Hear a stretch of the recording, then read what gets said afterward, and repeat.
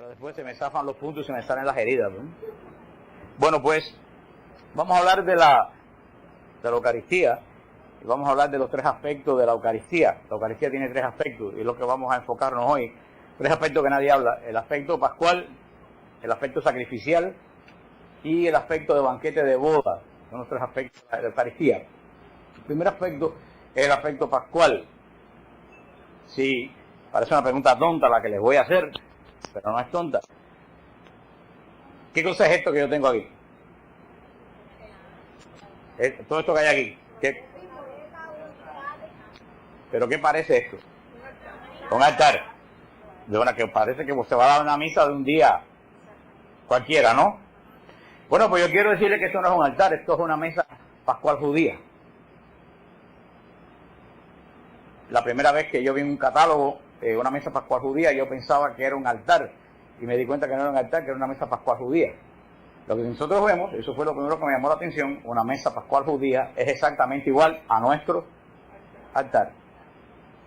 ¿Qué hay en una mesa pascual judía? En una mesa pascual judía hay dos candelabros, una copa, esta copa de la Pascua judía, me la regalaron en Nazaret, es una copa de la cena pascual judía. Hay un plato que hace juego con la copa de la mesa pascual judía que también está comprado en Nazaret. Hay un paño blanco con 3 panes sin levadura. Aquí me pusieron 4, me colaron uno, son judíos. 3 panes sin levadura que están envueltos en el paño blanco. Hay un libro que se llama Hagadá. El Hagadá, este es un libro, esto es un Hagadá judío. Yo lo compré en Israel de los sefardí, que hablan un español muy parecido al nuestro. El Hagadá tiene el Seder. ¿Qué cosa es el Seder? El Seder es el ritual de la cena pascual judía. Porque la cena pascual judía no es una cena como nuestra Nochebuena. La cena pascual judía es una liturgia. La cena pascual judía es un ritual, que no es una cena como vamos a cenar un día de un aniversario. Ese ritual de la cena pascual judía se lleva haciéndose 3000 años. Esta es la parte más larga de la explicación, las otras dos son mucho más cortas. Se lleva haciéndose 3000 años. El Hagadá que se hace en este momento es del segundo templo de Herodes, lo cual quiere decir que el Hagadá que se hace hoy en día en las comunidades judías de Miami Beach y del mundo entero es el mismo Hagadá que hizo Jesús el Jueves Santo del año 33. Es exactamente lo mismo que se hace hoy, no se ha cambiado. Los judíos no han cambiado nada. Los judíos esperan con gozo el día de la Pascua para celebrar un ritual que tiene 2000 años.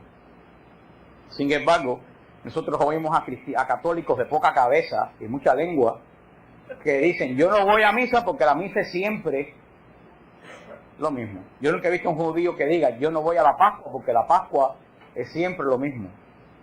¿Tú sabes cuál es la diferencia? Lo que tú tienes aquí adentro.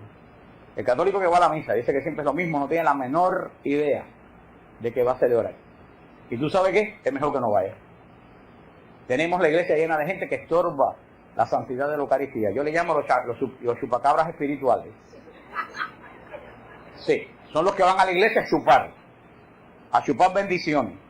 Dame, y dame, y dame. Y si la parroquia no me llamó, y si el hermano del grupo no me llamó, y si el otro no me solicitó, y si el otro no me preguntó, y si el otro no me dio, y si el otro no. Toda esa gente que siempre exige: no me llamaron, no me visitaron, son los que jamás en la vida ni visitan ni le dan nada a nadie. Ese ejemplar es mejor que se vayan a la iglesia del Cristo del Doral, que ahora es anticristo. Sí, que se conviertan allí, cuando regresen van a regresar mejores cristianos de los que son ahora. Porque ahora no son cristianos. Ahora son gente que vienen a perder el tiempo en la iglesia, y no solo hacen perder el tiempo en la iglesia, le hacen perder el tiempo a los que de verdad quieren adorar al Señor en la iglesia. Porque ese tipo de gente roba bendiciones espirituales. Pero el Hagadá de la Pascua es el mismo Hagadá hoy en día que el que celebró Jesús. ¿Qué cosa hizo Jesús el Jueves Santo? Yo no tengo tiempo de explicarlo todo, desafortunadamente. Yo esa clase de veces que la doy el miércoles santo, yo doy siempre la clase de la cena pascual judía. No tengo tiempo de explicárselo, solamente me voy a enfocar en los principales puntos de la cena pascual judía, que es lo que nos interesa. La cena pascual judía: todo varón que celebra la cena pascual judía se tiene que poner esto. Esto se llama kipá. Kipá. esto para el judío significa, esto no es broma, en serio, para el judío significa que ellos se lo ponen todas las mañanas cuando se levantan, porque eso significa, cuando ellos se lo ponen, ellos significa que llegan hasta aquí, y que de aquí para arriba comienza el poder de Dios. Ellos reconocen que ellos llegan ¿hasta dónde? Hasta aquí. ¿Cuánta soberbia, cuántos católicos hace falta ponerse un kipá? Que piensan que tienen un ego, que llegan a las nubes, sobre todo los que dirigen grupos, y algunos otros sacerdotes. El judío todas las mañanas reconoce que él llega hasta aquí, y que de aquí para arriba está el poder de Dios. Ningún judío ora sin ponerse esto, y todo esto es Israel. Esto se llama el talit. Aquí tiene un versículo del Deuteronomio, y a los lados tiene 4 flecos largos amarrados con 5 nudos. Significa los 4 puntos cardinales amarrados por los 5 libros de la Torá, del Pentateuco. O sea, el poder de Dios sobre toda la creación. El judío vamos a poner talit, lo besa y se lo pone. Ningún judío ora sin, es un talit de verdad, ningún judío ora sin el talit. Y si ustedes han oído el evangelio de la mujer del flujo de sangre, que dice que tocó el fleco del manto, esto fue lo que tocó. Jesús venía caminando con un talit más grande que este y la mujer se agarró de esto, de los 4 libros de la Torá que llevaba el Mesías. Eso fue lo que la sanó. Cuando Jesús dice, entren a lo profundo de su cuarto a orar, no es que se tranquen en la habitación de su casa, es una forma hebrea de hablar, porque ellos le dicen a los judíos que cuando los judíos van a orar hacen así. ¿Tú sabes para qué? Para que nada los distraiga. Por eso que dice, cuando vayas a orar no ores así, mirando para todos lados. Entra en lo profundo de tu habitación, que es lo que siguen haciendo los judíos piadosos hasta el día de hoy. Entonces el judío, para hacer la cena, cualquier obra de oración, se pone el talit y se pone equipa. Sin esto no puede orar un judío. ¿Cómo comienza la cena pascual? La cena pascual comienza que la dueña de la casa, prende las velas. Cuando prende las velas hace una oración. Ningún judío hace nada sin prender velas. El Shabbat comienza prendiendo las velas. Toda acción judía de oración comienza prendiendo las velas. ¿Por qué? Porque el judío dice que la primera acción que tú tienes que hacer ante de Dios es la misma acción que hizo Dios en el Génesis. ¿Qué fue lo primero que hizo Dios en Génesis? Separó la luz de las tinieblas. Por eso dice, nunca ores sin separar de tu vida la luz de las tinieblas. Por eso es que nosotros católicos prendemos velas. No porque viene de Babilonia, como dicen los protestantes cuando entran en esos trances de delirio, sino porque el prender vela en la iglesia proviene netamente de la cultura judía. Ustedes van a Jerusalén, yo he ido 20 veces, este viaje en mayo voy por viaje número 20 a Israel, después aquí están los flyers por si alguna persona quiere ir. Si ustedes van a la tumba del rey David, se van a impresionar ver la tumba del rey de David repleta de miles de velas. Los judíos prenden velas, o sea que los protestantes que dicen que si las velas, que yo no sé, esas velas netamente, cuando tú prendes una vela a un santo, a una persona tuya que se murió, tú estás diciendo que tú deseas profundamente que esa persona haya separado en su vida la luz de las tinieblas. O estás proclamando que esa persona que tú veneras, Santa Teresa, San Judas Tadeo, supo en su vida dejar brillar la luz de Cristo. Por eso toda la misa, antes de comenzar la misa, ¿qué es lo que se hace? Fíjense que cuando se le olvida a alguien prender las velas, enseguida empiezan las doñas.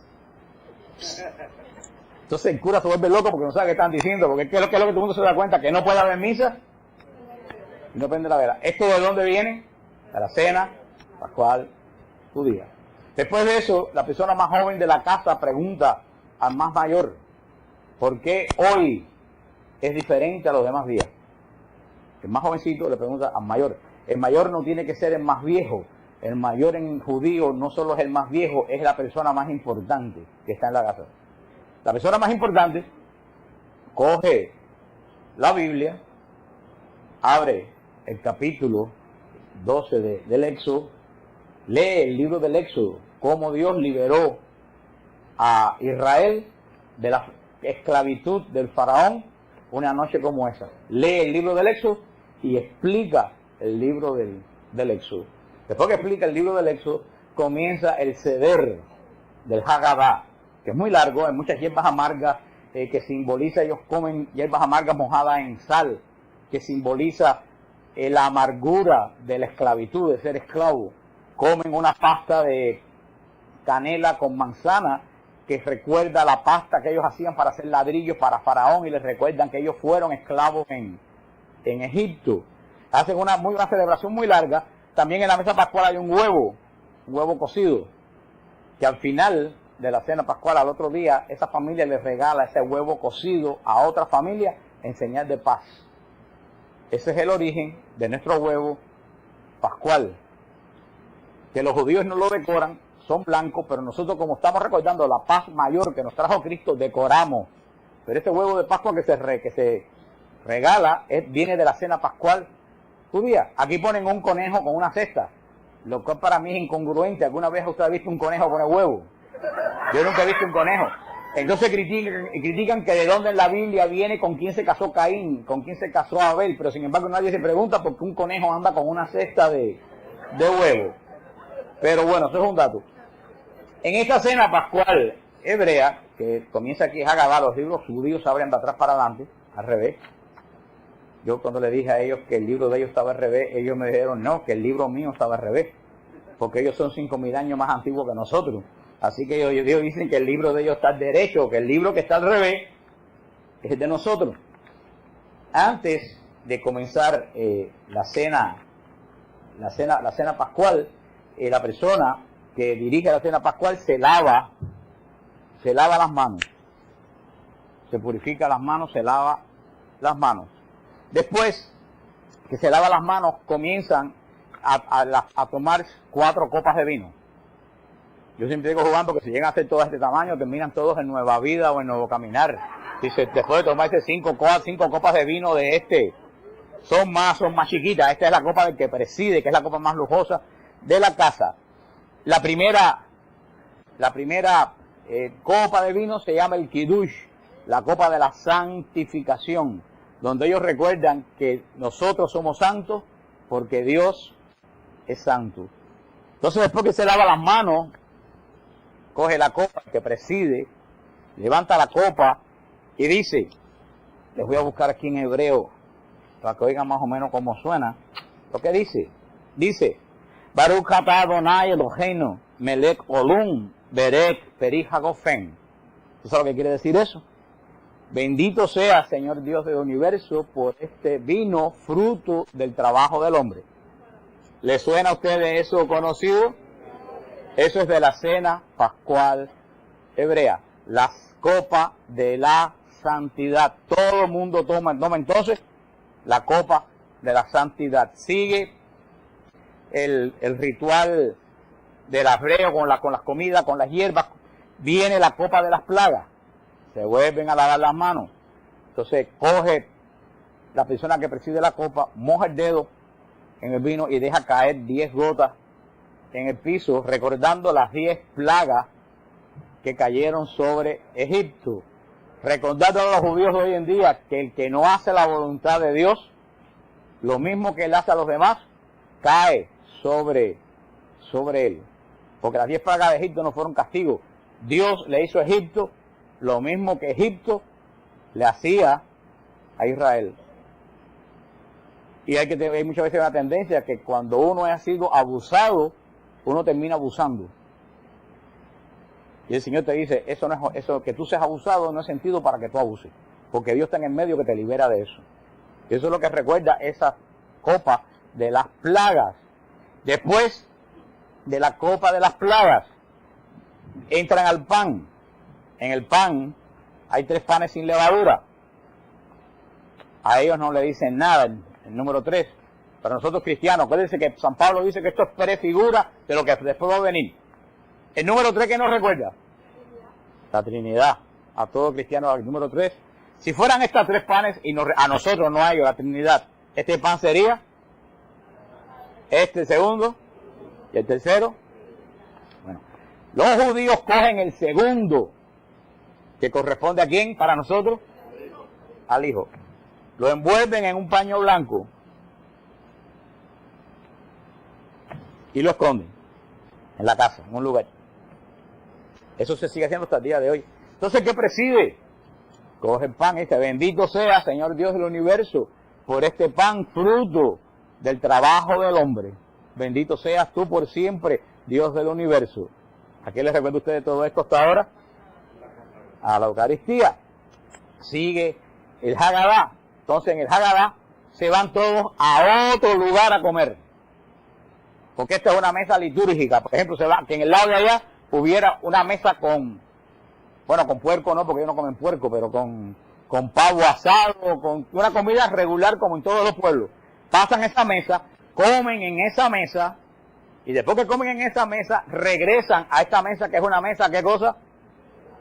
Litúrgica. Fíjate qué interesante, el librejo ese de Código de Da Vinci, que yo le digo el cólico de Da Vinci, porque eso surgió de un cólico estomacal que tuvo. Él se basa, que dice que en la mesa pascual no hay cáliz. Y es cierto, si ustedes miran el cuadro de Da Vinci, en la mesa pascual, donde está Jesús con los apóstoles, no está el cáliz. Pero es que ellos no saben historia. ¿Tú sabes lo que sucede? Que Da Vinci no está pintando la Eucaristía. Da Vinci está pintando la pasión. Da Vinci está pintando la traición, no la Eucaristía. ¿Y ustedes saben en qué mesa ocurre la traición? En la del lado de allá. Porque dice que están mojando el pan, como comen los judíos, el falafel y todo eso, está mojando el pan en, ¿cómo se llama? La pasta esa que hacen de nuez, que venden en Publix y hummus. Están en la mesa del lado de allá, es cuando Jesús dice, relajado, en la mesa del lado de allá, uno de ustedes me va a entregar.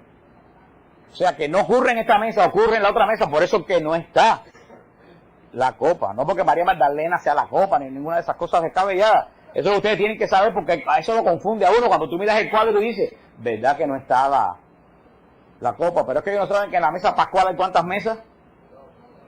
2 mesas. Cuando termina la cena normal, regresan aquí. Cuando regresan aquí, todo el mundo que regresó se pone a buscar el pan que escondieron.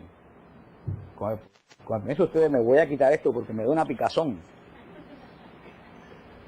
Se van a buscar el pan que escondieron por toda la casa. Y el que lo encuentra recibe una recompensa, de acuerdo a la posibilidad. Buena siempre, un VCR si la gente puede, ropa, que una familia rica puede dar hasta un carro. El que encuentre esto se llama el aficomen. Ahora fíjense qué interesante. ¿A quién? Ellos no, nosotros. Para nosotros, ¿quién representa este pan? Está envuelto en un paño y ha sido escondido. Y después ha sido, y el que lo encuentra se lleva una. Hermano, Cristo Jesús fue puesto en el sepulcro, envuelto en un paño blanco y resucitó. Y después que lo encuentre, tiene la recompensa de la vida eterna. Mira como toda la Pascua judía nos habla a nosotros. Por eso dice San Pablo, lo que los judíos es, prefigura en nosotros realidad. Ellos ya hicieron eso por 2000 años sin saber lo que estaban haciendo, porque eso solamente se entiende a la luz del Espíritu Santo. Entonces cuando encuentran este pan, el aficomen, es el postre. El que preside la mesa, coge el pan, le da gracias a Dios, lo parte y se lo da a la gente. Y todos los que están al lado comen un pedazo en señal de unidad del aficomen. Después de eso viene la copa que más nos interesa a nosotros, que es la tercera copa. La tercera copa simboliza, se llama la copa de la redención, simboliza que Cristo va a venir un día a redimirnos, que el Mesías va a venir un día a redimirnos. Cuando toman la copa, dice, bendito sea Señor Dios del universo, por este vino fruto que tú un día vendrás a redimir a los hombres, que como hacer con nosotros una nueva alianza. Todo el mundo toma la copa de la redención. Después de eso cantan unos salmos, viene la cuarta copa, que es la copa de las alabanzas. Cantan el salmo que ustedes oyen el domingo de Pascua. Dar gracias al Señor porque es bueno, porque es eterna su misericordia. Que lo diga la casa de Aarón, que lo diga la casa de Israel. Toman la copa de la alabanza. La quinta copa no la toman. La quinta copa la llenan de vino, la ponen en la orilla de la mesa. Se llama la copa del profeta Elías, porque dice el profeta Zacarías que antes que llegara el Mesías va a llegar Elías. Y el judío pone una copa llena de vino y abre la puerta de la casa por si Elías llega esa noche, encuentre un lugar puesto en la mesa de ellos. Porque hay una tradición rabínica que dice que el Mesías va a venir en el tiempo de la Pascua. Ellos lo siguen creyendo hasta hoy. Después de eso, dice el más viejo, ¿a dónde el año que viene? Y tú sabes que contesta todo el mundo, a Jerusalén. La esperanza de poder retornar a celebrar la Pascua en Jerusalén. Aquí termina la Pascua judía. Esta es la parte más larga de la explicación que yo siempre les doy y es la menos importante, que ustedes no lo crean. La más importante es la segunda. Ahora, ¿qué hizo Cristo en el año 33? Esto es lo que hacen todos los judíos hasta el día de hoy. Yo he ido a Pascua judía aquí en Miami. Es lo mismo que se hace hasta el día de hoy en todas las casas judías. La cena de Cristo empezó como todas las cenas. Ojo, una diferencia. En la cena que había Cristo no habían mujeres. Las mujeres participan de la cena pascual. Hasta el punto que quienes encienden las velas.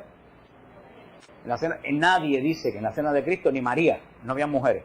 Un hecho muy significativo, porque le dijo a los apóstoles, mucho he deseado celebrar esta cena con ustedes. Nada más que estaban los 100 doñas, ustedes no estaban. Si tienen algún complaint, se lo pegan a la Santísima Trinidad. Yo no tengo nada que ver con esto. O van al Dorar y le preguntan al Cristo del Dorar, que a lo mejor él les puede dar una explicación. Y después le va a pedir el diezmo. Entonces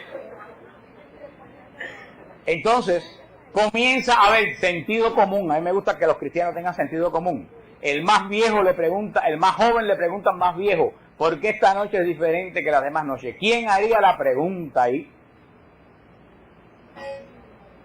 A ver. El más viejo le pregunta al más viejo, o el más joven le pregunta al más viejo o más importante. ¿Quién haría la pregunta la noche de la Pascua del año 33? Juan. Juan era el más joven. ¿Y quién era el más importante?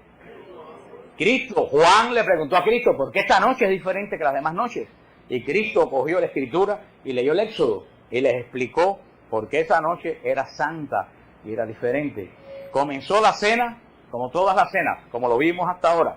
Cogieron la copa del Kiddush, la copa de la santificación, escondieron el afikomen, se fueron a la otra habitación. Ahí Cristo dijo, uno de ustedes me va a entregar. Todos preguntaron, Cristo le dijo a Judas, ve a hacer lo que tengas que hacer. El demonio entró en el cuerpo de Judas. Judas salió, regresaron a la mesa. Todos buscaron, ¿qué cosa? El afikomen, todos lo buscaron. Lo encontraron.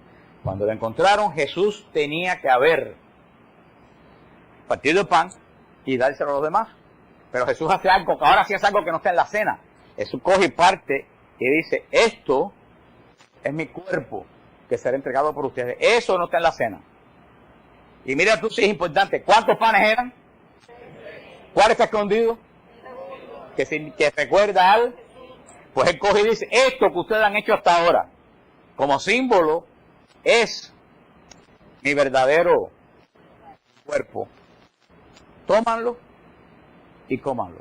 Ahí a los discípulos se le abrieron los ojos, porque Jesús había dicho en Juan 6, yo soy el pan bajado del cielo.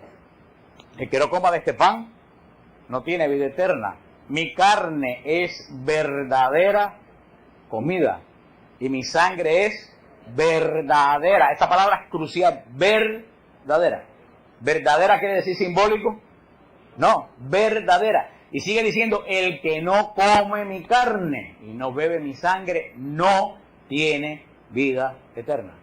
Los que estaban oyendo a Jesús, ¿de dónde eran? ¿De Guatemala? ¿Eran balseros? ¿Qué cosa eran los que oían a Jesús? Judíos. ¿Qué idioma hablaban? Arameo. Hablaban el mismo idioma que Jesús. ¿Podía haber problemas de falta de comunicación? ¿Y tú sabes lo que dijeron los que oían a Jesús? Esto no hay quien se lo crea. y se fueron el 80% de los que seguían a Jesús. ¿Tú sabes por qué? Porque estos arameos que oyeron hablar a Jesús en arameo, ellos entendieron que este muchacho de 30 años les estaba diciendo que a él se lo tenían que, mira, que comer. Y ellos dijeron, hasta aquí todo está bien, pero lo que tú dices, se volvió loco. Le costó más de la mitad de los seguidores de Jesús. Jesús, cuando explica la parábola del sembrador, dice un sembrador, después dice, les voy a explicar lo que quiere decir la parábola. La tierra es las personas. Se quedó un grupito nada más de los apóstoles. Si esto hubiera sido simbólico, Jesús hubiera virado a los apóstoles, hubiera dicho, les voy a explicar ahora lo que quise decir. ¿Qué dijo Jesús? No, le dijo, ustedes se van o se quedan. ¿Eso qué quiere decir? Que la Eucaristía no se explica. La aceptas o te largas. No hay otra. Y yo me niego a explicar la Eucaristía. La Eucaristía no tiene explicación. El católico que no crea la Eucaristía, dicho en español y en cubano, que se largue, estorba, que se vaya. No lo queremos en la iglesia. Jesús no explicó la Eucaristía. La Eucaristía no se explica. Se acepta por fe. Y Pedro dio la gran respuesta. Pedro dijo, Señor, ¿a dónde vamos a ir? Que hay palabras de vida eterna. Pedro le dijo, yo no entiendo nada, pero si tú lo dices, debe ser verdad. Y Jesús dijo, si ustedes se asombran porque yo digo que mi cuerpo se puede comer, ¿qué van a decir cuando me vean subir a los cielos? Fíjate, ¿Jesús subió a los cielos, sí o no? Entonces, él pone en comparación la Eucaristía con su ascensión a los cielos. Luego, entonces, ambos hechos son reales. ¿Sabes lo que quiso decir? Si ustedes no creen que yo puedo convertirme en pan, es porque ustedes no creen que yo soy Dios. Y si ustedes no creen que yo soy Dios, ustedes no van a creer que yo subí a los cielos. Cuando Jesús dice, esto es mi cuerpo, los apóstoles se dan cuenta que es el cuerpo físico verdadero de Jesús, pero en forma misteriosa, en forma sacramental. Sacramentum, misterio. Real presencia de Cristo en cuerpo, sangre, alma y divinidad, pero en forma misteriosa. ¿Qué explicación yo doy? ¿Cómo es posible? Yo le pregunto, ¿Dios es todopoderoso, sí o no? Sí. Pues le dio la gana y lo hizo, punto. Si Dios no puede convertir su pan en su cuerpo, entonces no es todopoderoso, entonces no es Dios. Tan sencillo como eso. Ahora, para creer esto hay que tener mucha. Después de esto, Jesús cogió la tercera copa. ¿Cuál era? La copa de la redención, que recordaba que el Mesías iba a venir a redimir.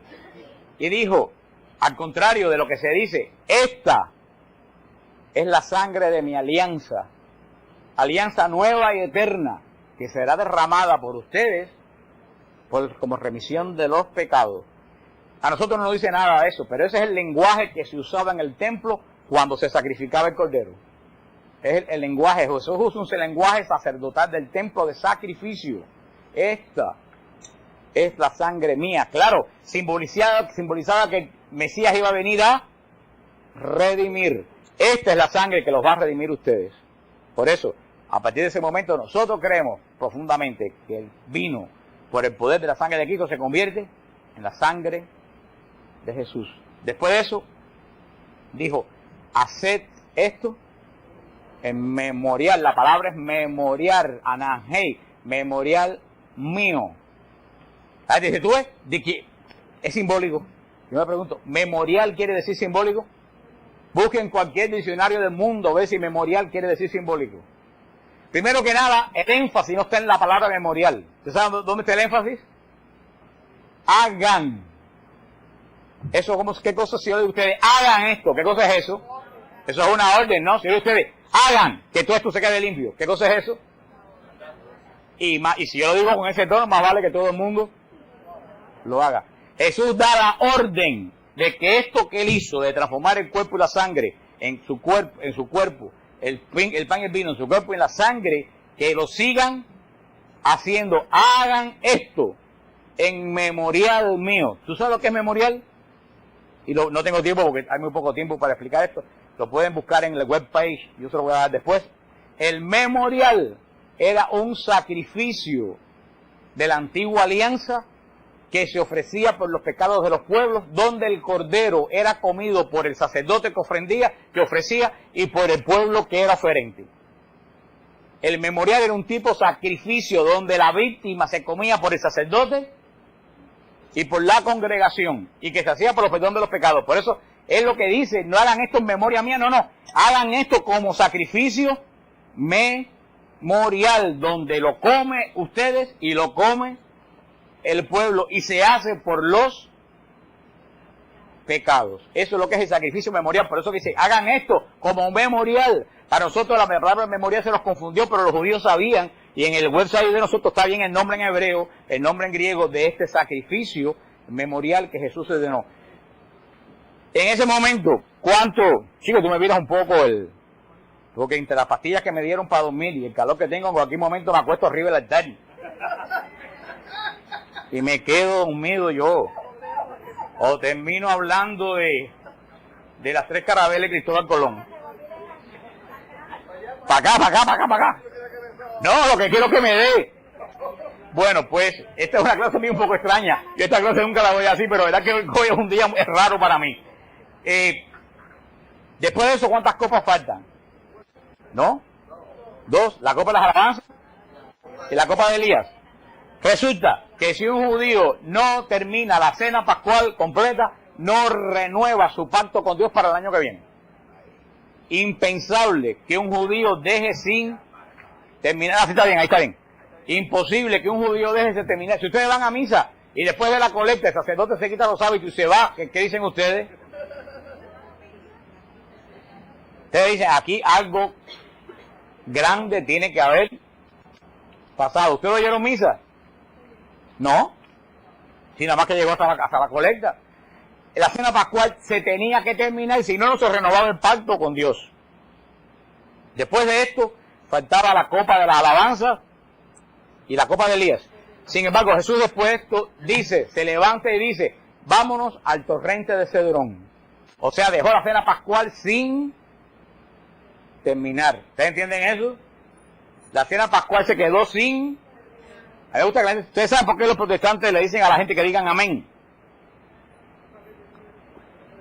Para saber si están despiertos. Por eso yo le hago preguntas a la gente para ver si ustedes están despiertos. Por eso hago que repitan. La cena pascual se quedó sin terminar. Están despiertos. Jesús sale del aposento alto. Atraviesa el valle del Cedrón, dejando la cena pascual sin. Luego entonces no habían renovado el pacto con Dios. Se va al huerto de los olivos. Jesús dice en la copa de la redención, se me olvidó, Jesús dice en la copa de la redención, no volveré a tomar de esta copa hasta que no esté en el reino de mi Padre. Jesús no toma la copa de la redención, la da, Él no la toma. Tiene que estar ¿en dónde? En el reino de su Padre. No toma la copa. Jesús llega al huerto de los olivos, se tira sobre la piedra inmediatamente. ¿Y qué comienza a orar? Aparta de mí. La palabra original no es cáliz, es una agregación de la Biblia para que se entienda. Lo que Jesús decía en arameo es, aparta de mí esa copa. Es lo que decía Jesús. Y empieza a orar, aparta de mí esa copa, aparta de mí esa copa. Nadie ha relacionado. ¿Ustedes saben qué copa decía Jesús que no quería tomar? La tercera copa. La copa de la... Fíjate, Jesús dice, no volveré a tomar de esta copa hasta que esté en el reino de mi Padre. Llega al huerto de los olivos y empieza a decir, aparta de mí esa copa. La copa de la... Jesús sabía que tenía que tomar la copa de la redención, pero Jesús sabía lo que le iba a costar tomar la copa de la redención. Y en esa batalla que suda sangre del terror y del miedo, porque tenía miedo, porque él sabía lo que le iba a costar la copa de la redención, porque él era verdadero Dios, el verdadero hombre. Esa batalla dura hasta que Jesús diga, pero que no se haga mi voluntad, sino la tuya. Ahí se acabó la batalla y comenzó la redención. Fíjense que las palabras de Adán y Eva fueron, nosotros no vamos a hacer tu voluntad. Adán y Eva dijeron, nosotros vamos a hacer nuestra voluntad. Hombre y mujer. Jesús dice, no se haga mi voluntad sino la tuya. Nuevo Adán. Pero hubo alguien antes que dijo que no se haga mi voluntad sino la tuya. ¿Quién? María, la nueva era, la nueva Eva. María es la imagen de la nueva Eva, la que no hace su voluntad sino la voluntad de Dios. Jesús es el nuevo Adán, el que no hace su voluntad sino la voluntad de Dios. Es la nueva creación, el hombre nuevo en Jesús y en María, que reemplazan al viejo Adán y a la vieja Eva. Ahí comienza. Después que Jesús dice que se haga mi voluntad, no la tuya, que ya se quita, porque fíjate, hermano, yo estaba viendo en un libro que dice que el sufrimiento en la vida surge cuando tú opones tu voluntad a la voluntad de Dios. Dice que nosotros sufrimos porque yo quiero hacer lo contrario que lo que Dios quiere. Que cuando tú te dejas llevar por la voluntad de Dios, tú dejas de sufrir. Estés en la situación que estés. Jesús estaba sufriendo porque estaba queriendo ir en contra de la voluntad de ¿quién? De su Padre. Cuando Jesús dijo que se haga lo que tú quieras, Jesús dejó de sufrir. Jesús sufrió más en el huerto de los olivos que en la cruz. Porque cuando tú te dejas ir en la voluntad de Dios, el sufrimiento se supera. Porque tu voluntad se une a la voluntad de Dios. Ahora, ¿qué es lo que el hombre dijo y el demonio quiere? Que tú hagas tú. Es lo que hizo Adán y lo que hizo sufrir a Adán y a los descendientes de Adán y a los descendientes de Eva. A partir de ahí que Jesús dice que se haga tu voluntad, Jesús se pone de pie, levanta a los apóstoles y dice, levántense, que mi hora ha llegado. Cualquiera podía pensar que era la resurrección. ¿Y qué fue lo que llegó? La cruz, el sufrimiento. Aquí pasamos a la segunda parte de la misa, que es mucho más corta que esta. Una sola brevemente cosa que le quiero decir. Nuestra misa, nuestra Eucaristía tiene una parte que es profundamente cena pascual hebrea. ¿Cuál es la parte de la Eucaristía que es cena pascual hebrea? La parte que va entre el comienzo de la misa y el ofertorio. Si ustedes ven, entre el comienzo de la misa y el ofertorio, es pura cena pascual. Se prenden las velas. Se lee. ¿Quién lo lee? ¿Cómo se le dice al sacerdote? ¿Cuál es el título del sacerdote? Presbítero. ¿Qué cosa quiere decir presbítero en griego? Anciano. El más importante, más anciano, lee la palabra de Dios y la explica. Después nosotros presentamos pan y vino, el sacerdote presenta el pan y el vino con las mismas palabras de la cena pascual y eso es pura cena pascual, porque Jesús hace la primera Eucaristía dentro de una cena pascual, porque el Éxodo dice que la cena pascual hay que celebrarla hasta el fin de la historia. La cena pascual hebrea tenía sentido de liberación. ¿Qué celebran los judíos con la cena pascual? Que fueron liberados de la esclavitud de Egipto. ¿Qué esperan los judíos con la cena pascual? Que el Mesías de Israel retornará. En la misa cuando tú vas, es la nueva cena pascual, ya no en la antigua alianza, sino la nueva. ¿Qué celebramos en la primera parte de la misa? Que hemos sido liberados de la esclavitud del pecado y que estamos esperando el retorno glorioso del Señor Jesucristo. Por eso es que la misa, antes se decía voy a oír misa, nosotros no vamos a ir misa, nosotros vamos a ¿qué?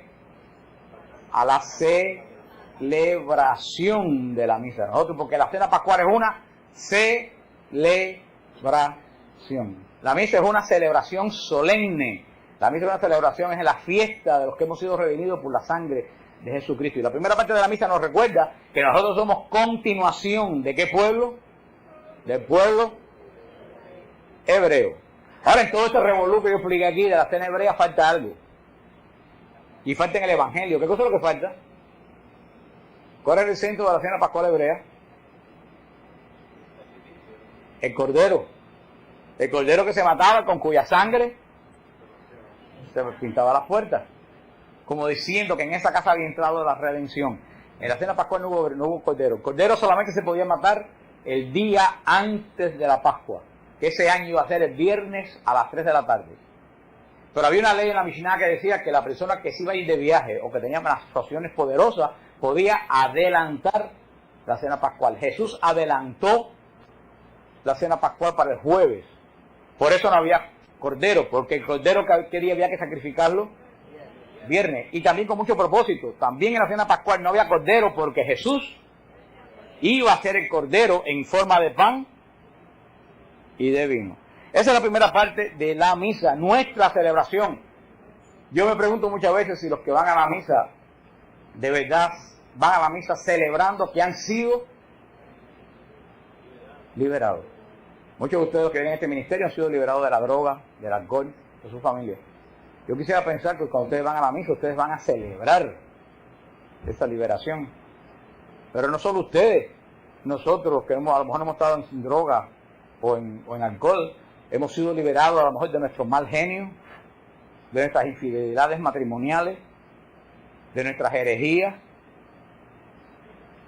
Hemos sido liberados de nuestros pecados. O sea que cada misa que vamos, yo no puedo imaginar un cristiano que vaya a misa diciendo, ay, tener que ir a misa ahora. No, si la misa es la fiesta de tu liberación.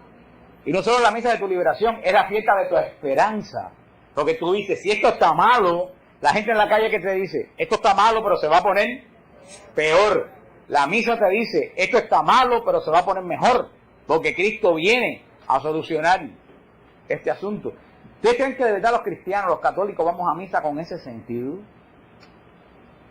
¿Cuántas veces oigo decir, ay, tener que ir a misa ahora? Y me levanto y lavo el carro y pongo la ropa a lavar y corto la hierba y voy dejando la misa para lo último del día, para llegar tarde e irme temprano. Yo te quiero decir una cosa, el que deja la misa para lo último y llega tarde, si va temprano, más le vale no ir. Porque lo que está haciendo es añadiendo sacrilegio al pecado, porque tú estás insultando a Dios. Dios no tiene ninguna necesidad que tú vayas a misa. Dios no crece en gloria porque tú vayas a misa. A Dios no le importa que tú vayas a misa. ¿Tú sabes lo único que se beneficia con ir a misa? Tú. Y si tú eres tan estúpido que pierdes ese beneficio, no vayas. Si tú vas 20 minutos a misa, mira hermano, esos 20 minutos, vete a pasar wish, que la vas a pasar mejor, porque a la larga no te vas a salvar. Yo estoy hablando en serio. Estoy hablando en serio. Para mí hay un 50% de la iglesia que jamás va a entrar al reino de los cielos. Porque no solo está insultando a Dios, está renegando de Dios.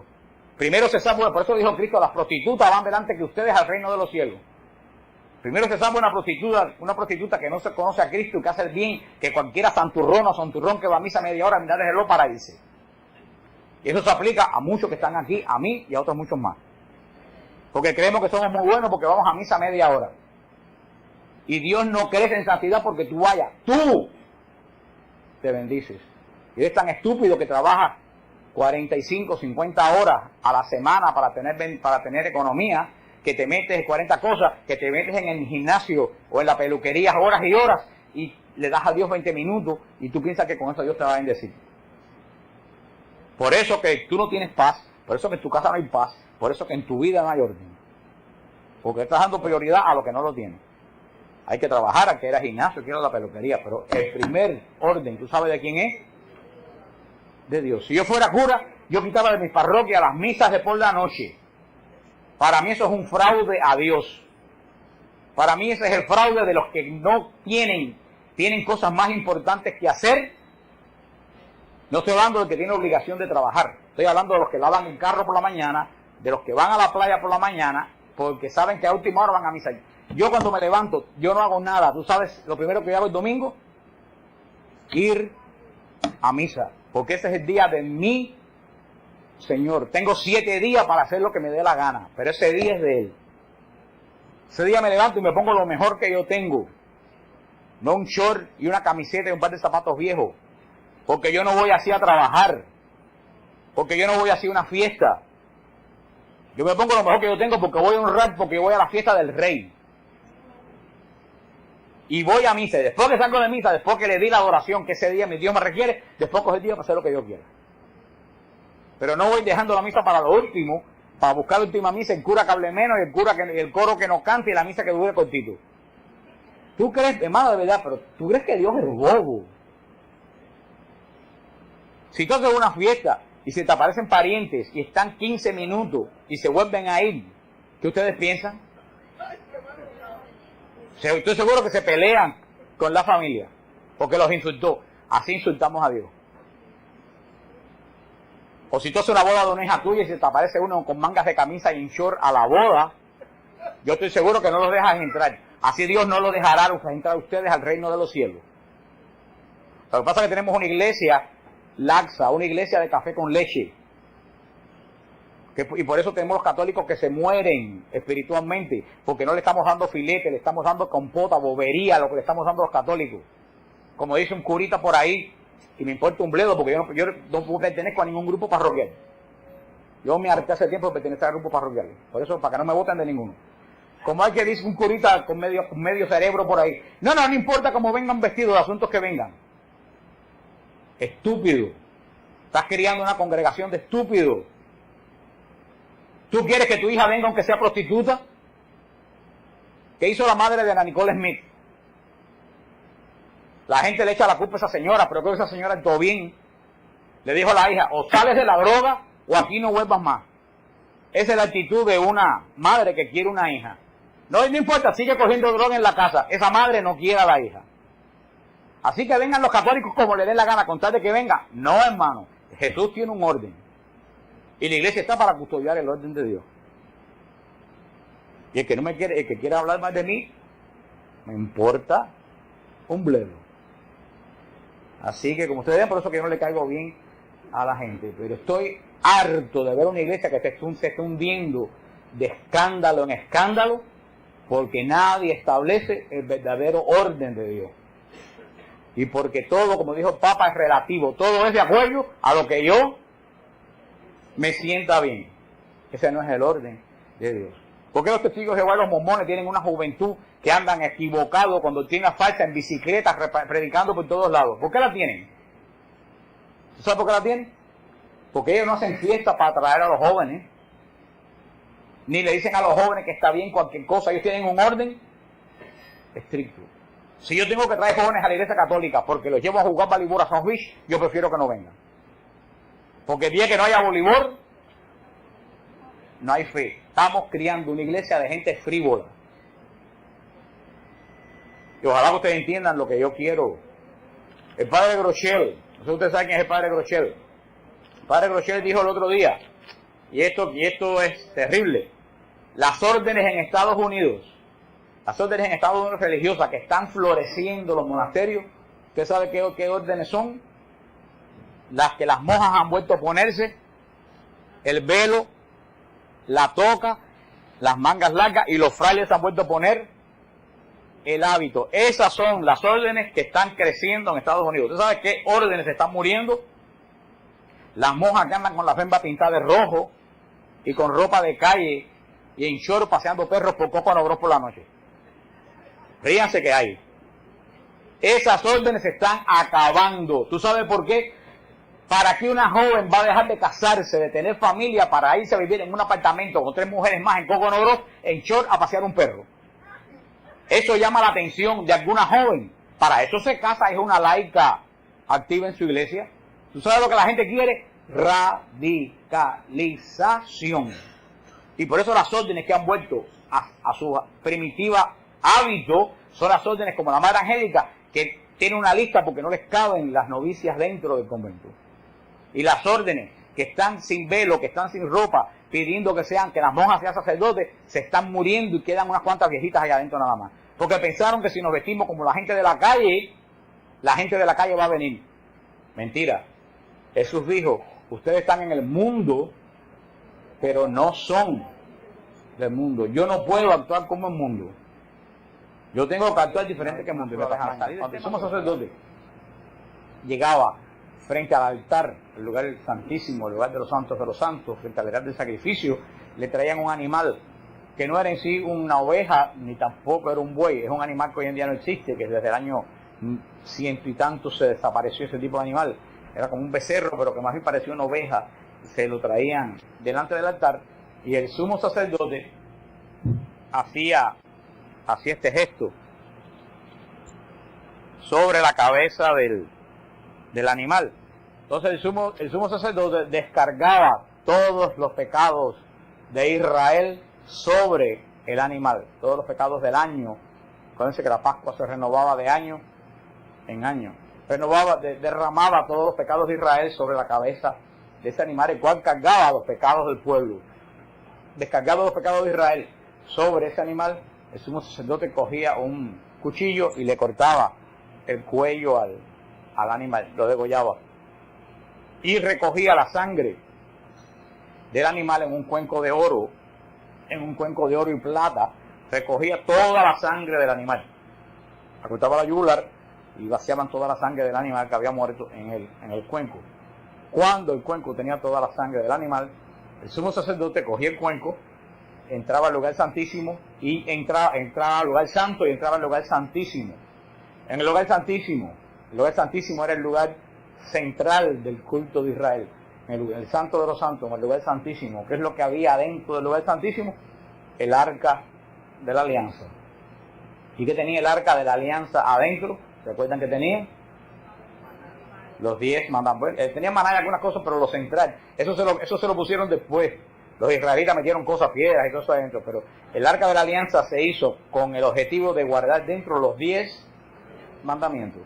Los 10 mandamientos, Dios hace pacto con su pueblo. Dios ha hecho 2 pactos con su pueblo, un pacto con Abraham y el otro pacto con Cristo. El primer pacto, que es la antigua alianza, el Antiguo Testamento que hizo Dios con Abraham, el testimonio del pacto eran los 10 mandamientos. Un pacto es como un contrato. Cuando tú compras una casa, tú haces un contrato con el banco. El banco se compromete en darte el dinero para tú comprar la casa. ¿Y tú a qué te comprometes? A pagar las mensualidades. Ambas compromisos. ¿Qué es el testimonio visible de que tú tienes ese pacto con el banco? El contrato que te dieron y que tú firmaste. Si tú lo guardas en un lugar donde no se pierda, porque si hay un problema, ese contrato es el que tú echas mano. Tanto el banco tiene una copia, como tú tienes una copia. Bueno, esa copia del contrato de Dios con el pueblo estaba guardado dentro del arca de la alianza. Por eso era el lugar santísimo. Ahí moraba el pacto de Dios con su pueblo. Ese era el corazón de Israel. Por eso, cuando había un pecado, ¿qué cosa era un pecado? Un pecado era como cuando ustedes dejan de pagar la letra de la casa. Ustedes incumplen el contrato que tienen con el banco. Aquí está el contrato de Dios en el arca. Si nosotros pecamos, nosotros dejamos de incumplir el contrato de Dios, cuyo testimonio estaba guardado ¿dónde? Dentro del arca. Por eso el sumo sacerdote ese día descargaba los pecados, que son los incumplimientos del contrato con Dios, sobre el animal. Mataban el animal. Muerto el animal, estamos hablando en prefigura, muerto el animal, ¿qué moría? Los pecados. Si él cargó los pecados, todos los pecados los cargó él, y el animal se murió, los pecados se murieron. Cogía la sangre del animal, entraba al lugar santo, entraba al lugar santísimo. Pero Dios, cuando se puso bravo con Israel en el desierto, le dijo a Moisés que no iba a hablar más con el pueblo. Mandó poner una cortina que separaba el arca de la gente. Esa cortina simboliza que Dios estaba totalmente peleado con el pueblo. Como conocí en Cuba, en nuestros países, los matrimonios se pelean y coge y dividen la casa por la mitad con una... Aquí van a la corte, pero en los países de nosotros levantan una pared en el medio y se queda la mitad del baño para allá y la mitad del baño. Así estaba Dios. Dios puso una cortina. El único que podía entrar al lugar santísimo, el único que podía entrar era el sumo sacerdote. Y solamente podía entrar un día al año, el día de la expiación, el día de Yom Kippur. Y la presencia de Dios, que había veces que bajaba entre los ángeles, que estaban en la tapa la tapa se llamaba el propiciatorio. La presencia de Dios, que algunas veces bajaba en forma de nube sobre los 2 ángeles, era tan poderosa que todo el que entraba al santo de los santos, así le pasó a los sobrinos de Aarón, si entraban allí sin permiso de Dios, caían muertos en el momento. Por eso el sumo sacerdote entraba con unas campanillas de plata puestas en la orilla del vestido y una soga amarrada en un pie. Mientras el sumo sacerdote estaba detrás de la cortina, mientras ellos oían sonar las campanitas, quiere decir que todo estaba bien. Pero si las campanitas dejaban de sonar, hermano, de verdad, no es chiste, lo alaban, porque no podían entrar, porque era que había muerto por no estar purificado en la presencia de Dios. Y lo alaban y lo sacaban, alándolo, porque ahí no podía entrar nadie. Un lugar terrible, donde moraba la presencia de Dios. El sumo sacerdote entraba, cuando entraba detrás de la cortina, dejaba caer la cortina, todo Israel estaba postrado en el templo, en silencio absoluto. El sumo sacerdote cogía la sangre que traía en la taza de oro y la tiraba sobre el techo del arca, sobre la tapa, y toda la sangre corría por el arca. Y el sumo sacerdote gritaba el nombre de Dios, el nombre que no se podía decir, que nadie lo podía pronunciar y que él solo pronunciaba ese día en el año. Gritaba el nombre de Dios y con las manos en alto comenzaba a pedirle a ese Dios que nombraba por su nombre el perdón de los pecados de Israel. ¿Qué cosa era la sangre? La sangre era el testimonio para Dios de que el Cordero había muerto. ¿Ustedes entienden? La sangre que se le tiraba a Dios en el arca, que cubría, fíjate, el arca era testimonio de que los pecados habían muerto. Y adentro, ¿qué es lo que estaba? El origen de todos los pecados, que era el contrato. Por eso se ponía entre el contrato incumplido y el pueblo incumplidor, se ponía la sangre del Cordero que había pagado por los pecados de Israel. Eso ocurría, el sacerdote oraba 10, 15 minutos, después el sacerdote levantaba la cortina, salía, tocaban el shofar y gritaban y todo el pueblo se ponía de pie alabando a Dios porque los pecados de Israel habían sido perdonados. ¿Hasta cuándo? Hasta el año siguiente, que se volvía a hacer exactamente lo mismo. Ahora,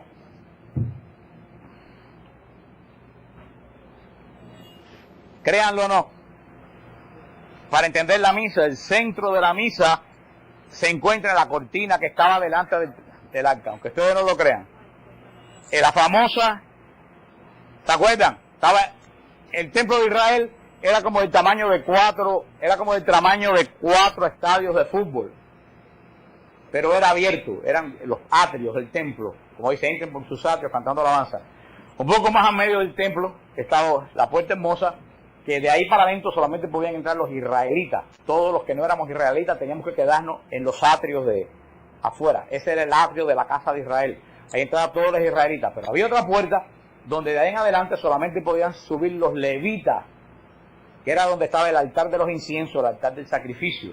Pero entonces estaba el templo, al final, el templo, que era un casón grandísimo de oro y de mármol. Dentro de ese templo estaba el lugar santo, que ahí entraban los sacerdotes. Ahí es donde entró Zacarías, cuando el ángel se le apareció. Estaba el lugar santo. En el lugar santo estaba la menora de 7 brazos. Estaba el pan, la mesa con los panes de la propiciación y el altar de los inciensos. Ahí entraban todos los sacerdotes en turnos de 24 todos los días a ofrecer el incienso a Dios. Pero delante del altar de los inciensos estaba la cortina y de ahí para adentro el santo de los santos, donde jamás nadie, bajo ningún concepto, ni para limpiar, podían entrar. Ahora ustedes dirán, bueno, esta cortina, para que ustedes entiendan la misa, esta cortina tiene mucho que ver. Ven acá, Paco, aguanta. Pero por detrás. Fíjese. Lávate la cabeza, hijo, porque lo único que falta es vernos la cabeza tuya atrás de la cortina. Esta es la cortina. Fíjense, si ustedes no entienden esto, no entienden la misa.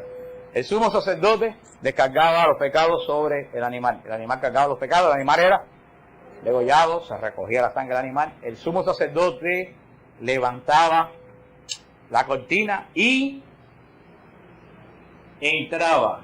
¿A dónde entraba? Al lugar santo. ¿Qué hacía en el lugar santo? Gritaba el nombre de Dios, tiraba la sangre sobre el arca, clamaba misericordia de Dios por el pueblo de Israel, por el perdón de los pecados de Israel, porque no destruyera Israel. Y después que estaba 10, 15, 20 minutos orando por la salvación de Israel, volvía a salir y se terminaba Ahora, el sentido de la cortina que ustedes tienen que entender, y esto es lo importante. El sacrificio no duraba el momento en que le cortaban el cuello al animal. Ese era el comienzo del sacrificio. El sacrificio duraba todo el tiempo que el sumo sacerdote ministraba con la sangre del animal. ¿Ustedes entienden eso? El sumo sacerdote lo degollaba. Ese no era el sacrificio, ese era el comienzo del sacrificio. Él recogía la sangre del sacrificio, entraba detrás de la cortina, y ¿qué cosa es lo que seguía? ¿Qué es lo que seguía vigente? No, pero ¿qué es lo que seguía vigente? El sacrificio. Porque él estaba ministrando detrás de la cortina con la sangre del cordero. Entonces el sacrificio no duraba un minuto. Si el sacerdote estaba detrás de la cortina ministrando con la sangre del cordero 15 minutos, ¿qué tiempo duraba el sacrificio? Si estaba 20 minutos, ¿qué tiempo duraba el sacrificio? Y si estaba 1 hora, ¿qué tiempo duraba el sacrificio? ¿Cuándo terminaba el sacrificio? Cuando el sumo sacerdote terminaba de ministrar y salía. Ahí se acabó. ¿Ustedes entienden eso? El sacrificio no era el acto de matar el cordero. El sacrificio es todo el tiempo que se ministraba en base al cordero, a la sangre del cordero. Durara, el sacrificio puede durar media hora, 20 minutos. ¿Qué es lo que limitaba que se acababa el sacrificio? La cortina, porque el sumo sacerdote salía. Cuando salía todo el mundo decía, ya somos libres de pecado, se acabó el sacrificio. ¿Ustedes entendieron eso? Ya pago. ¿Ustedes entendieron eso? Eso es muy importante para que ustedes entiendan la misa. Porque la misa es un sacrificio. El capítulo 9 de Hebreos, de la carta a los Hebreos, que yo los invito a leer. Capítulo 9 de Hebreos.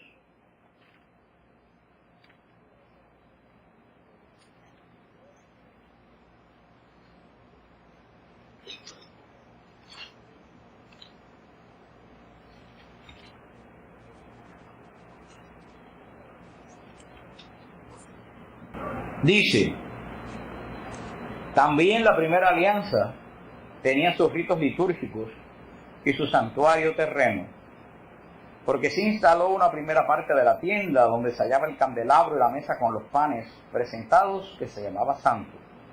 Detrás de la segunda cortina se hallaba la tienda llamada Santos de los Santos. Aquí sigue explicando, dice en el versículo 11. En cambio se presentó Cristo como sumo sacerdote de los bienes futuros a través de una tienda mayor y más perfecta, no fabricada por manos de hombre, es decir, no de este mundo, y penetró en el santuario una vez para siempre, no con sangre de machos cabríos ni de novillos, sino con su propia sangre, consiguiendo una liberación definitiva. Pues la sangre de machos cabríos y de toros y la ceniza de una becerra santifican con su aspersión a los contaminados en orden a la purificación de la carne. Cuanto más la sangre de Cristo, que por el Espíritu Eterno se ofreció por sí mismo a Dios. Por eso es mediador de una nueva alianza, para que interviniendo una muerte que libera de las transgresiones de la primera, reciban los llamados la herencia prometida. Dice en el versículo 23. Así pues es necesario que la figura de las realidades celestiales sean purificadas de esa manera también, para que las realidades celestiales se purifiquen, pero con sacrificios más excelentes. Y no para ofrecerse a sí mismo repetidamente al modo del sumo sacerdote que entraba año tras año con sangre ajena. Vamos a ver qué dice. El capítulo 9 de Hebreo es esencial para entender la Eucaristía. ¿Qué dice el capítulo 9 de Hebreo? El capítulo 9 de Hebreo dice, y toda la carta de los Hebreos, que el templo, el culto del templo de Jerusalén era una prefigura del culto de la nueva alianza. Todo el Antiguo Testamento es prefigura física de lo que va a ser realidad celestial en el Nuevo Testamento. Por eso el templo de Jerusalén era una prefigura de lo que iba a ser el cielo. ¿Qué es lo que dice San Pablo? El sumo sacerdote entraba todos los años en un templo de piedra, llevando en la mano, ¿qué cosa? Sangre de cordero, para lograr el perdón de nuestros pecados. Dice San Pablo, ¿quién hacía eso? El sumo que tenía que purificarse año tras año para poder entrar, porque si no se purificaba, se moría. ¿Qué lo dice San Pablo en Hebreos 9 y 11? Dice, el culto del templo de Jerusalén. ¿Qué pasó cuando Cristo murió con la famosa cortina? Se rasgó de arriba abajo. ¿Tú sabes lo que quiere decir eso? Que en ese momento que Cristo murió, el culto del templo de Jerusalén se acabó. ¿Y ustedes saben a dónde se transfirió? Al cielo. El culto de Jerusalén subió al cielo. Y ahora dice San Pablo, así como el sumo sacerdote entraba con su sangre en las manos a pedir perdón al santo de los santos donde moraba la presencia de Dios, ahora Cristo entró al santuario celestial, llevando en sus manos no la sangre de animales, sino su propia sangre, porque Cristo es nuestro sumo y eterno sacerdote. Fíjate lo que pasó. Jesús ocupó el lugar de ¿quién? Del sumo sacerdote de Israel. ¿Qué hacía el sumo sacerdote de Israel? Mataba a un que había cargado los pecados y después presentaba la sangre a Dios y le pedía perdón por los pecados. Jesús cargó sobre sí todos los pecados, murió. Y cuando muere Jesús, ¿qué pasa con los pecados que él cargó? Murieron. Entonces, después que hacía el sumo sacerdote, entraba a la presencia de Dios, llevando ¿qué cosa? La sangre de los animales. Cristo entra a la presencia de Dios, no llevando la sangre de los animales, llevando ¿qué cosa? Su propia sangre. Y ahí comienza la redención. Cristo va a hacer delante del trono del Padre lo mismo que el sumo sacerdote hacía en el templo. Por eso que el templo se derrumbó. No hace falta más el templo. Ahora el culto no está en Jerusalén, el culto no está en la tierra, el culto está en el cielo.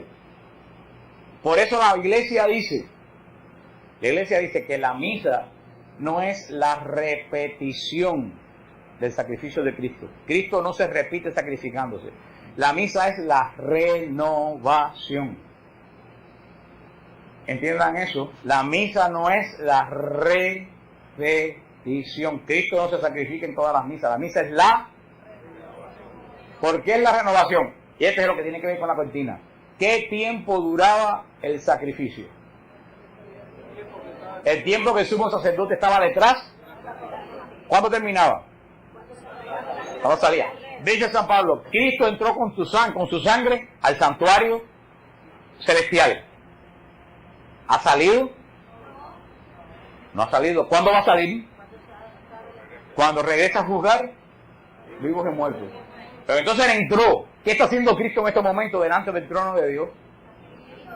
Ministrando con nuestro. ¿Y qué es lo que él le presenta al Padre cada vez que el Padre nos quiere destruir porque nosotros hemos pecado? ¿Qué le presenta a Cristo al Padre? Su sangre.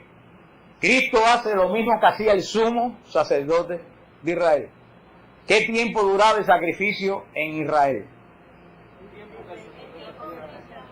Si duraba media hora, si duraba una hora.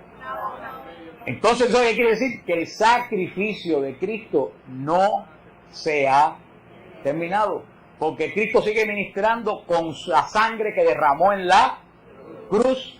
El sacrificio sigue. El sacrificio no se acabó. ¿Cuándo se va a acabar el sacrificio de la cruz?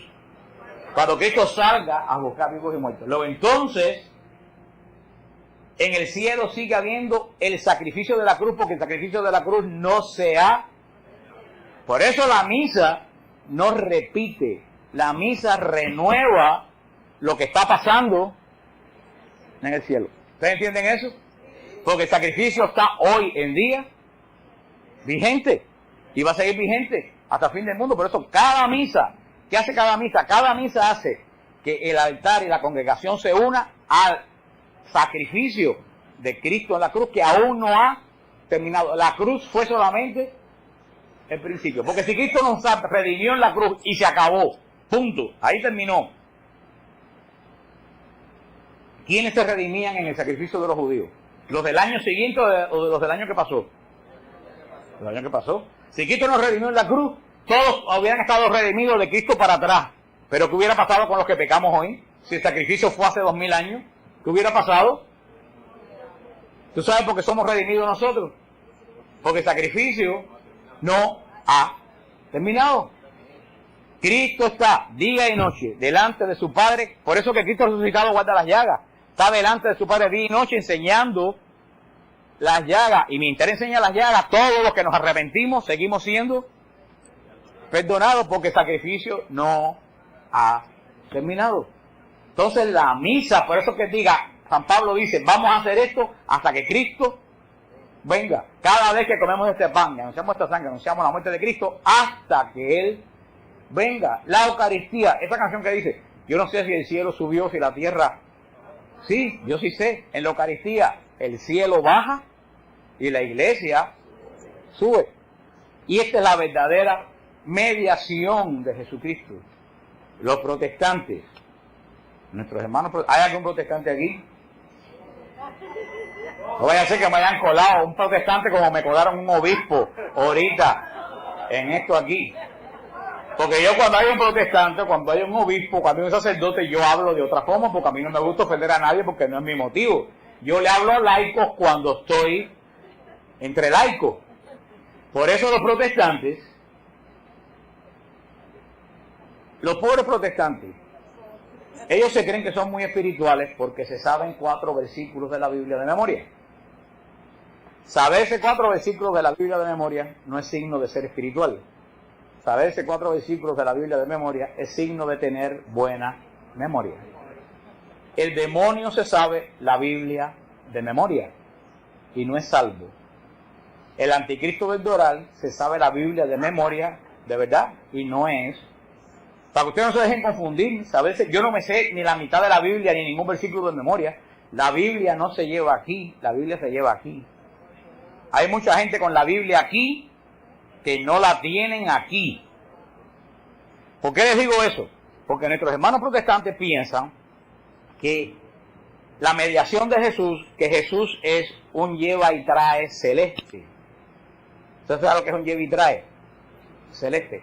Ellos dicen, no se le puede pedir a los santos, no se le puede pedir a la Virgen, porque ¿quién es el único mediador?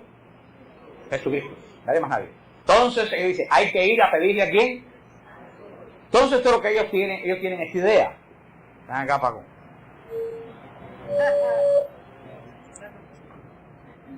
Siéntate. No.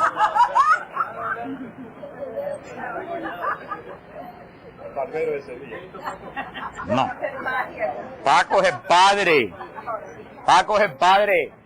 Paco es el Padre celestial. Paco es el Padre celestial. Entonces yo soy Jesucristo. Entonces esto es lo que los protestantes piensan. Los protestantes piensan que ahora la doña quiere algo. Dime algo que tú le quieras pedir al Padre. Yo soy Jesús, pídeme algo. Aprovecha. Ay, qué señor. Pídele algo a Jesús, apúrate. Salud, muchas Salud, le manda, me pide a mí que soy Jesús, que entonces voy y le digo a Jesús. Le digo al Padre, Padre, dice aquella señora que está allí, que ella quiere que tú le des salud. Dile que sí, hermana, mi Padre te va a dar salud. Entonces, a ver, hermano, aprovecha, pide algo al Padre, que tú quieres pedir al Padre. La salvación. La salvación. Mira, Padre, ese hermano que te da este teólogo, él quiere que tú le des la salvación. Entonces, ya, sí, la salvación. A ver, ¿tú qué quieres pedir al Padre? Aprovecha. ¿Sí? Fidelidad. Fidelidad. Mira, Padre, esta hermana quiere, un poco raro que le den fidelidad. Parece que sí. Mira, hermano. Tú sabes lo que es, Padre, puedes descender a las regiones terrestres. Tú sabes lo que los protestantes han hecho, de Jesucristo, un mandadero, un lleva y trae. Jesucristo no es mandadero tuyo, Jesucristo no es lleva y trae tuyo, Jesucristo es Señor de señores y Rey de reyes. No existe una sola frase en la Biblia. Yo reto a cualquier protestante del mundo que me enseñe una frase en la Biblia donde diga Jesús que hay que pedirle a Él. Jesús no dice nunca que hay que pedir. Jesús dice, todo lo que pidan, ¿a quién? Al Padre, en mi nombre será dado. Tú no tienes que ir a pedir a Jesús. Jesús no le dice a nadie que le pidan a él. Jesús dice que le pidan ¿a quién? A su Padre, en su nombre, pero que vayan directo al Padre. Tú no tienes que pedir a Jesús. Jesús no es tú, Jesús es Señor. Jesús no es el criado tuyo. Los protestantes que no son espirituales, los santos van al Padre en el nombre de Jesús. La Virgen va al Padre en el nombre de Jesús. Nosotros vamos al Padre. Pero Jesús no es mi criado personal como los protestantes piensan. No, porque dice San Pablo que hay un solo mediador entre Dios y los hombres. Frena. San Pablo dice que hay un solo mediador entre Dios y los hombres, porque Jesucristo es mediador entre Dios y los hombres como sumo y eterno sacerdote. La misión del sumo sacerdote era mediar entre Dios y el pueblo por los pecados del pueblo. Jesús es sumo. Jesús es mediador entre Dios y los hombres, pero no de llevar peticiones. Es Señor y señores que delante del Padre media por nuestro pecado. Por eso es que hay un solo mediador. Ni tú ni yo podemos mediar delante de Dios por nuestros pecados. El único que puede mediar delante de Dios por nuestros pecados es Jesucristo. Por eso es que es el único mediador, pero no llevador de oraciones.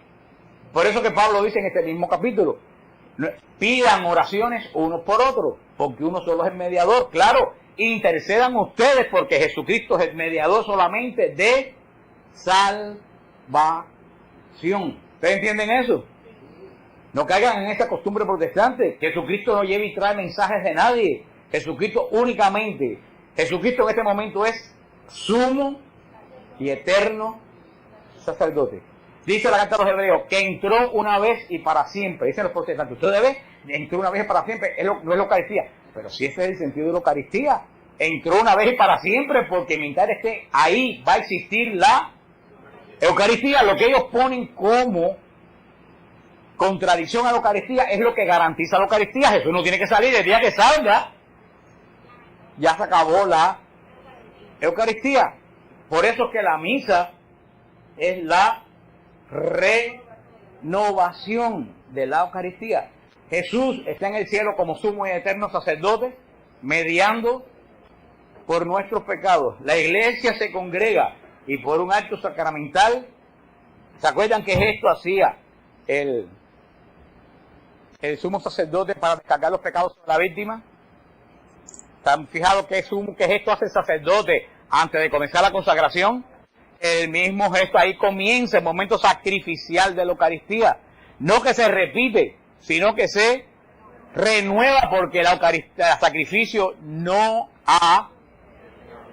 La Eucaristía es el acto más perfecto de mediación de Jesucristo, porque está Jesús en el cielo mediando por nuestros pecados, y el mismo que media por nuestros pecados viene y se ofrece encima del altar. No hay oración más poderosa sobre la iglesia que la Eucaristía. Cuando tú estás orando en la Eucaristía, la oración tuya es... Ustedes han visto en los bancos cuando tú pones un tubo con las cosas que hace así, ¡sup!, y se lo lleva. Cuando tú oras en la Eucaristía, tu oración sube como por un tubo de eso delante al trono de Dios, porque está Cristo uniendo el trono del Padre con el altar. Cristo, sumo y eterno sacerdote, de forma misteriosa, de forma sacramental y sacrificado. Porque fíjate, el Cordero que aparece en el Apocalipsis al final de los tiempos, delante del trono de Dios, está de pie, pero está degollado. De pie, pero degollado. Quiere decir que Cristo está delante del trono, no como león, está como Cordero degollado, sacrificio, sacrificado, porque el sacrificio no ha terminado. Entonces está la parte de la misa, que es sacrificio. El mismo sacrificio del Calvario, el mismo sacrificio que comenzó en el Calvario y que no ha terminado. La misma mediación que está funcionando en el cielo. Y fíjate cómo la primera parte de la misa se une con la segunda parte de la misa. Jesús dijo que no iba a tomar la copa de David hasta que no estuviera en el reino de su Padre, no en el reino de Dios.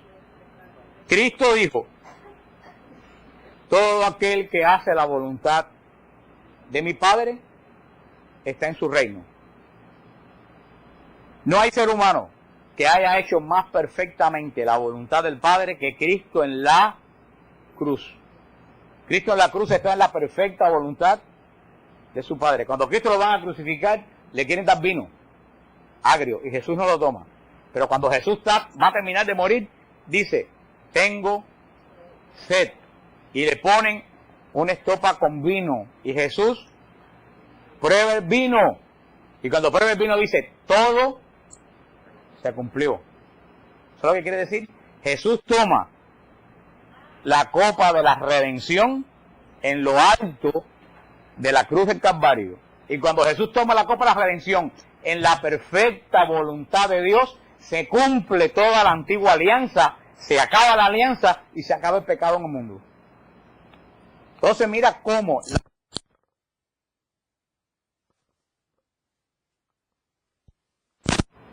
la cena pascual está totalmente unida ¿a qué?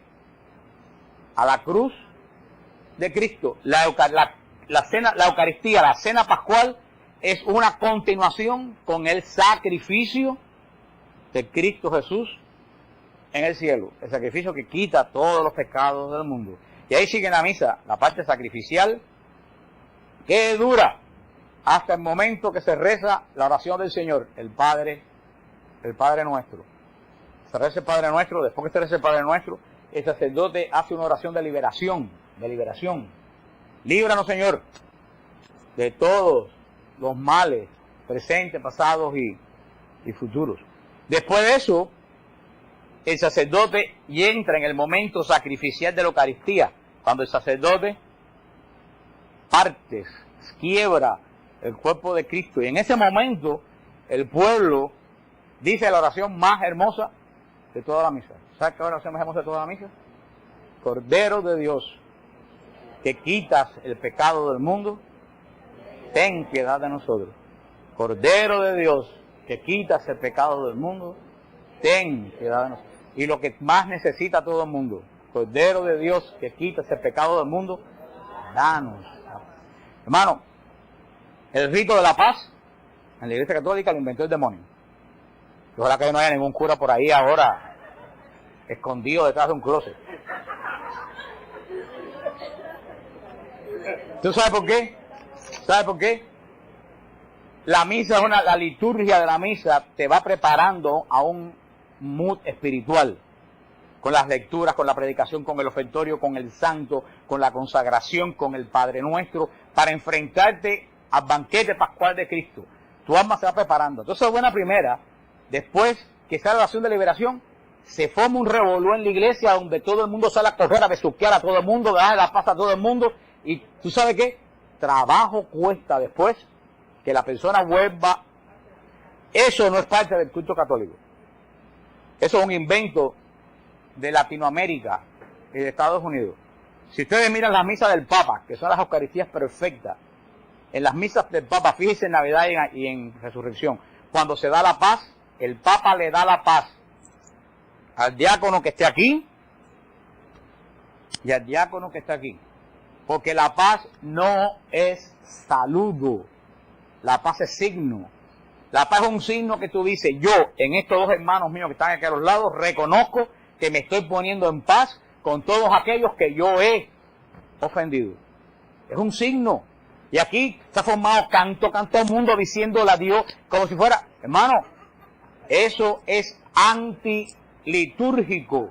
Y eso lo puso el demonio para quitar la atención, porque tú ves que hay veces que está el sacerdote partiendo el pan y se está rezando el cordero y la gente que no sabe qué está pasando sigue por toda la iglesia dándose la paz. Le ha quitado el lugar, la gente le ha quitado el lugar ¿a quién? Al Cordero de Dios, y eso es lo que quiere el demonio. La paz es un ¿qué?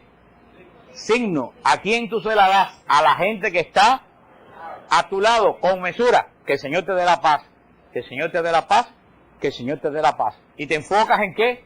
Ya tú en paz. Y ahí tú misma dices, en este momento hago la paz con cuanta gente yo he ofendido en el trabajo, con cuanta gente yo he ofendido en la familia. Ahí tú haces la paz para entonces poder decir, Cordero de Dios, tú que quitas el pecado del mundo, ten piedad de mí. Mira tú esa parte tan hermosa, ¿cómo se perdió? En el revolú de la paz. Y en esa parte, ya, que está Cristo presente, Cristo sacrificado por nuestro pecado, viene la tercera parte de la Eucaristía, que es la parte más sencilla, pero más también importante de la Eucaristía. ¿Qué es la Eucaristía? Que es Apocalipsis. Léanse el libro de Scott Hahn que se llama La Cena del Cordero, que narra cómo la misa es el Apocalipsis en la tierra. El clímax del Apocalipsis es el capítulo 19 del Apocalipsis. El clímax del capítulo 19 del Apocalipsis son las palabras que dice el ángel: dichosos los llamados a la cena del Cordero. Esas son las palabras que dice el sacerdote cuando comienza la parte de la comunión. He aquí el Cordero de Dios, el que quita el pecado del mundo. Dichosos los llamados a la cena del Cordero. ¿Qué dicen ustedes? Señor, no soy digno de que entres en mi casa, pero una palabra tuya bastará para sanarme. Queridos hermanos, el Apocalipsis, Apocalipsis quiere decir revelación. En la boda judía, el séptimo día de la boda judía era el día en que la novia era llevada a la presencia del novio. Muchas veces el novio no conocía a la novia. A la novia la traían velada. Cuando traían el novio a la tienda de la novia, el novio por primera vez levantaba y le veía por primera vez la cara a la novia. Ese es el Apocalipsis, la revelación. Yo digo, cuando el novio levantaba,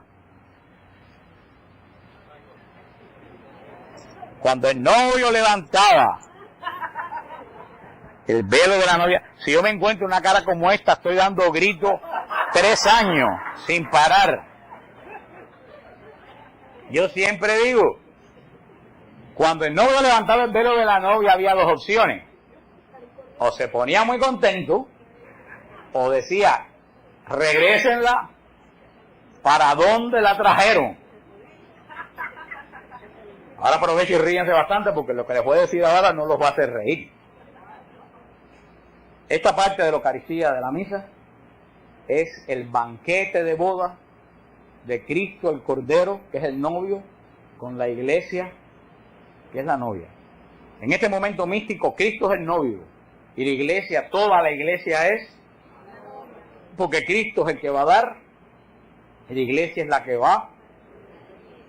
Hermano, cuando tú vienes a comulgar delante de Cristo, que te dice el cuerpo de Cristo, Cristo levanta el velo de tu carne y Cristo te ve tal como tú eres.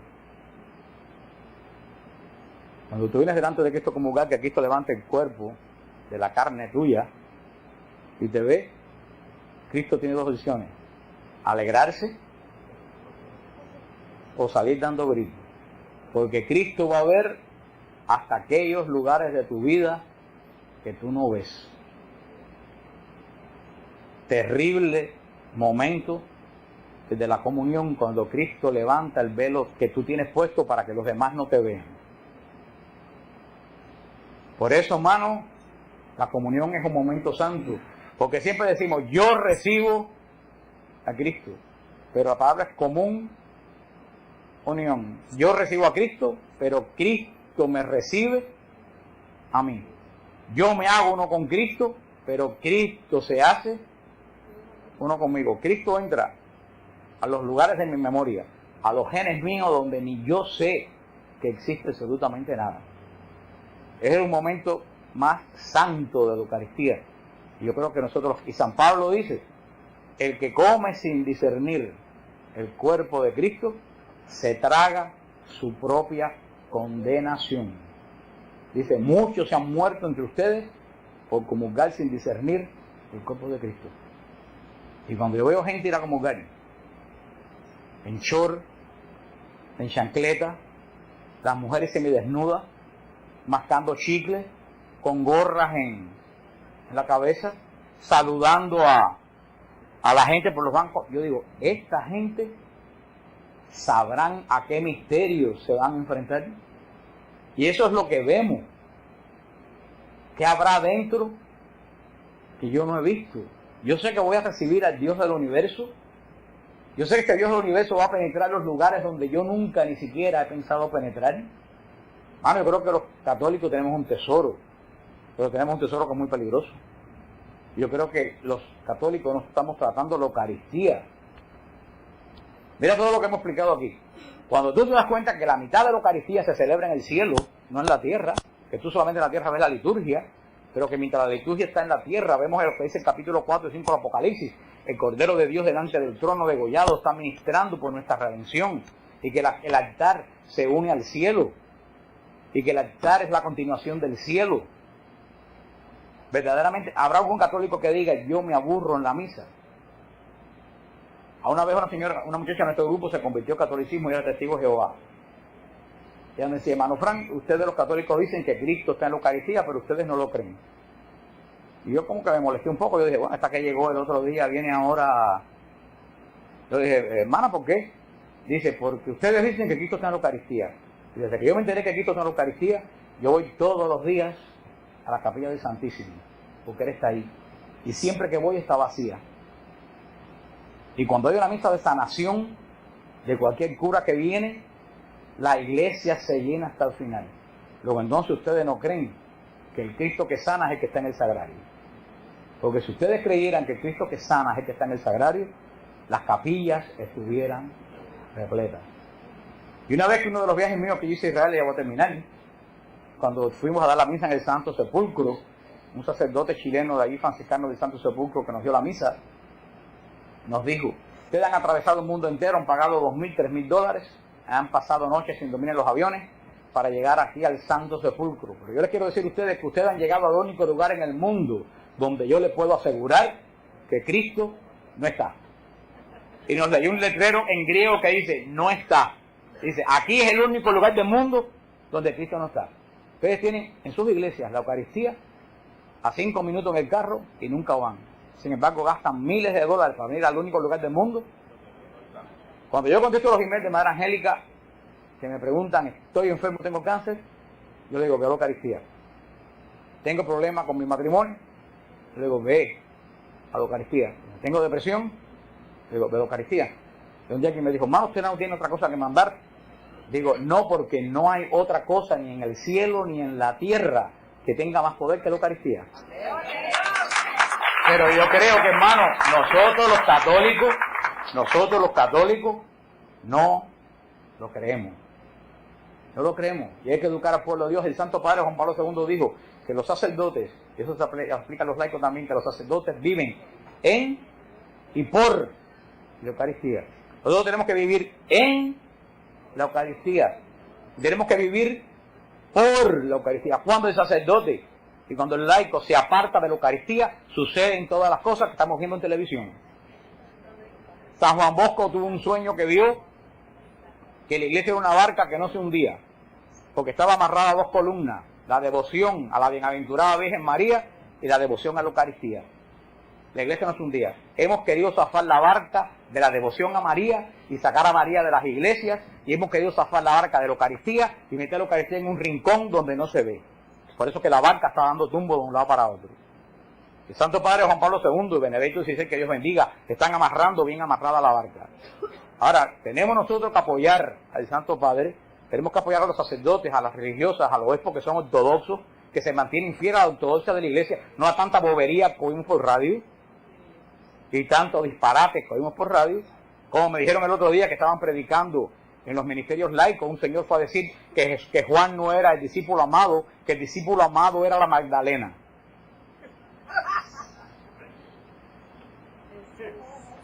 No me reiría, porque eso es lo que la nueva era está diciendo en el Código Da Vinci, eso se está diciendo dentro de nuestra iglesia.